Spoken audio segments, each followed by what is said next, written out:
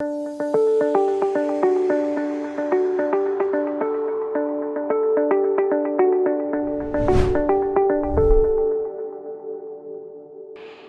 veces los seres humanos están satisfechos ya de comer, a veces tienen hambre, pero el simple hecho de nosotros tomar un yogur, consumir una mermelada o algo que nos satisfaga, genera adentro de nuestro organismo muchas satisfacciones porque hemos saciado una necesidad, pero también hay muchas reacciones químicas y en nuestras hormonas y en nuestras células que ocurren por causa de que nosotros tenemos alguna alteración emocional.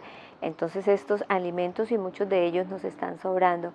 Vamos a mirar 5 trastornos en la alimentación o 5 trastornos alimentarios que ocurren por causa de nosotros tener una disfunción a nivel emocional, que pueden estarse presentando, no conocemos, pero están afectando nuestra salud física y nuestra salud emocional.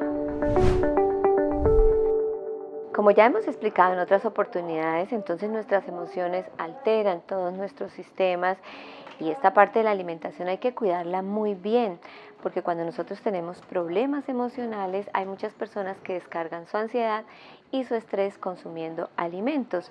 Vamos a revisar entonces esos 5 y que se convierten en trastornos muy importantes que luego pues son muy difíciles de manejar porque además de que nos han subido de peso, por ejemplo, estamos teniendo alteraciones de tipo emocional como la ansiedad o el estrés. Uno de ellos es el picoteo.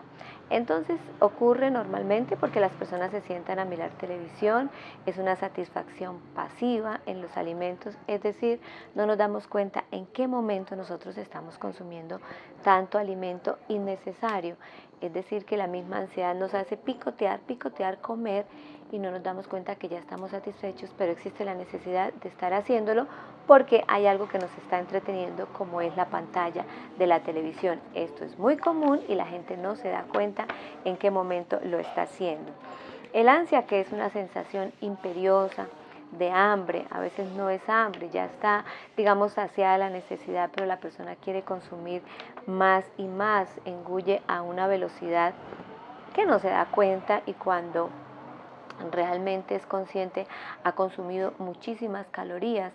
Esto provoca, por supuesto, una perspectiva psicológica de afectación en cada persona que está realizando esta conducta. Hemos escuchado, digamos, de manera coloquial, como las abuelas dicen que comen por ansia. Es realmente eso, no tienen hambre, pero quieren estar consumiendo y consumen de manera desenfrenada. Sobre todo, por ejemplo, las personas que son bulímicas padecen de esto. Hay una ansiedad en consumir hasta ciertos alimentos que realmente de los que se han privado y cuando los consumen entonces son cantidades alarmantes. Eso hace que las secreciones a nivel de las hormonas se generen de una manera importante y la persona no se dé cuenta qué tanto come. 2 trastornos llevamos entonces que son importantes y que vamos a tener en cuenta porque a veces nos parece que son conductas normales, pero no. Cuando nos damos cuenta, las personas están sobrepasadas en su peso. Revisemos otros para ver cómo nos va. El síndrome de alimentación nocturna es levantarse en plena noche o madrugada medio dormido para ingerir una importante cantidad de alimentos con alto contenido de azúcar y grasa sin casi acordarte de ello al despertar. Algunas veces está relacionado con el sonambulismo. Estas personas se muestran ansiosas, estresadas y coléricas. La hiperfagia es un exceso regular tanto de la cantidad de comida en tu plato como el modo en que llevas a tu boca. Grandes cucharadas, bocados a un ritmo muy rápido y masticaciones breves. O que al menos 2 veces por semana, pero a menudo más, se hacen atracones de proporciones desmesuradas que van mucho más allá de la saciedad y se es incapaz de dejar de comer. En este tipo de conductas, ¿qué tenemos que revisar? Mire, siempre va a haber una emoción que nos dispara, digamos, esa ansiedad de consumir ciertos alimentos o alimentos de picotear o de tener esa ansia o los otros trastornos que hemos nombrado. Aquí lo importante es que cada uno identifiquemos cuál es ese tipo de emoción que me provoca a mí o me dispara esa conducta de consumir el alimento y estar muy pendientes para no volverlo a hacer. Porque si nosotros tenemos una alegría o estamos muy eufóricos y nos provoca comer, ¿por qué no corremos a abrazar, por ejemplo, y que sea la manera de descargar la emoción? Lo que está ocurriendo en el ser humano es que necesita descargar la emoción y la mayoría de las veces ocurre es comiendo. Entonces, miremos de qué otra manera la podemos hacer, abracemos, besemos a las personas que tenemos cerca, hablemos o sonriamos. Conozco personas que sonríen a carcajada y eso les ayuda a descargar la emoción. Bueno, otro trastorno es la bulimia, es aquella ansiedad que tiene la persona de literalmente tener atracones de comida sobre algo especial o sobre lo que se va privando, pero la persona es incapaz de dejarlo de hacer. Luego de que ha consumido tanto, entonces se induce el vómito y eso es el denominado trastorno de bulimia. En una semana una persona puede tener 15 comportamientos de esos y por eso es que vemos que sus alteraciones a nivel psicológico pues son supremamente importantes. Una persona en un atracón, como lo llamamos psicológicamente, es decir, un momento en que consume tanto alimento, puede llegar a consumir entre 10.000 y 40.000 calorías.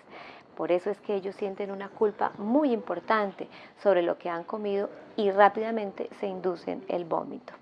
Revisemos otra conducta, otro trastorno que es muy importante, pero lo más importante es cómo evitar que esas emociones nos ganen.